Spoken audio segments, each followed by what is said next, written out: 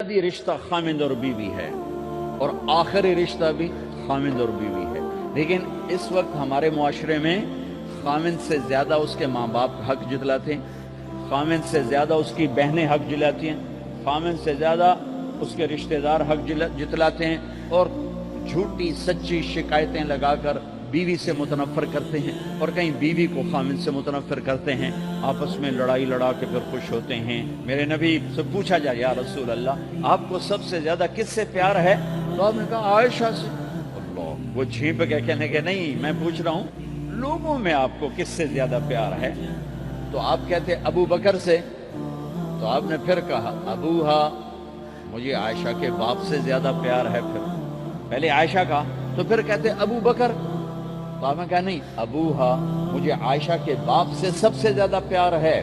یہ آپ کو میسج دیا ہے کہ گھر کی زندگی کیسے ہوتی ہے، کوئی عشق نہیں چھڑا ہوا تھا، میسج ہے نا۔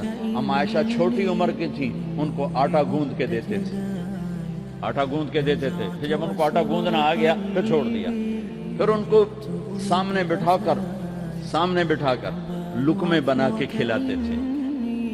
پھر ہم عائشہ رضی اللہ تعالیٰ عنہ کوئی گوشت کا ٹکڑا، وہاں بڑے بڑے گوشت کے ٹکڑے پکائے جاتے تھے، تو کوئی گوشت کا ٹکڑا اٹھایا اور ایسے دو چار جگہ سے نوچا اور پھر رکھ دیا، سارا کھایا نہیں جاتا تھا، تو اللہ کے نبی اسی کو اٹھاتے اور حضرت عائشہ کو دکھا کر جہاں سے حضرت عائشہ نے نوچا ہوتا تھا وہاں سے یوں کاٹ کے دکھاتے تھے۔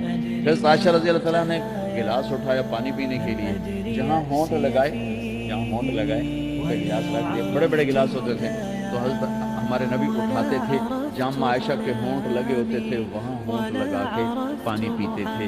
یہ آپ کو سکھانے کے لیے ہے، اپنے گھر والوں کے ساتھ بیٹھ کے کھانا کھاتے۔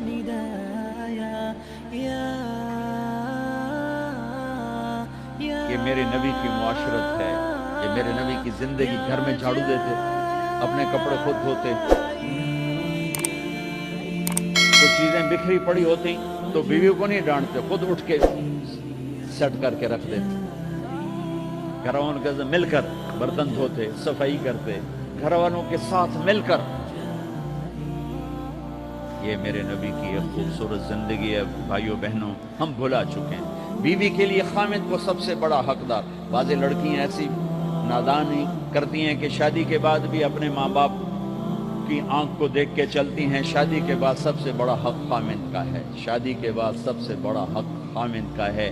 ماں باپ پیچھے چلے جاتے ہیں، بہن بھائی پیچھے چلے جاتے ہیں، لیکن یہ نادانیاں بھی دیکھنے کو ملتی ہیں کہ شادی کے بعد بھی ماں باپ اپنی بچی کو اپنے قابو میں رکھنے کی ترتیبیں سوچتے ہیں تو وہ بھی اپنی بچی کا گھر برباد کر دیتے ہیں۔ میرے نبی سے پوچھا گیا یا رسول اللہ عورت پر سب سے زیادہ کس کا حق ہے؟ تو آپ نے فرمایا اس کے خامد۔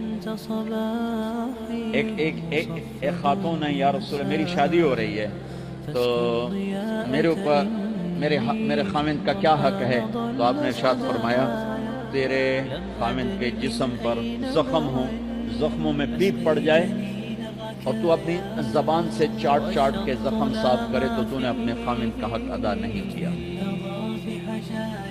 خامد کو سمجھایا کہ سب سے بہترین مسلمان وہ ہے جو بیوی سے اچھا سلوک کرتا ہے، اور میرا سب سے اچھا سلوک ہے اپنی بیویوں کے ساتھ۔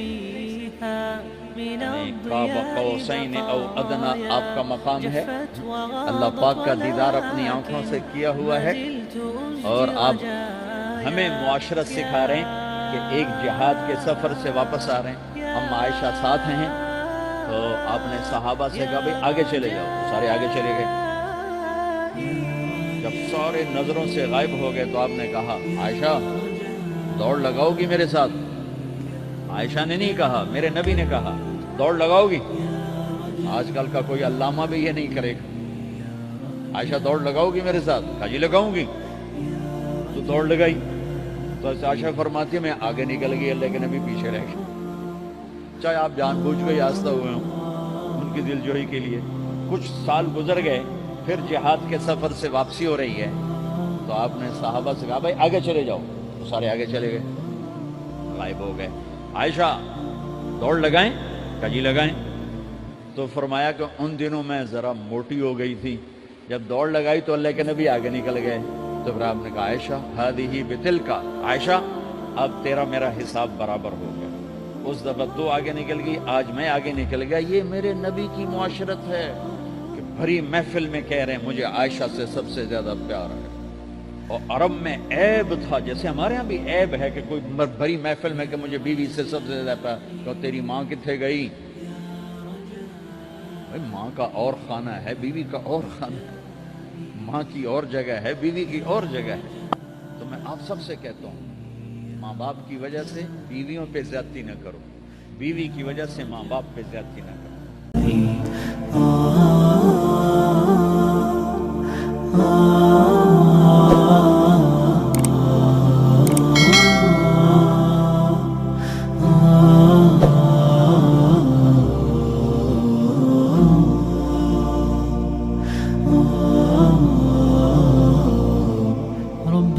عفوك إن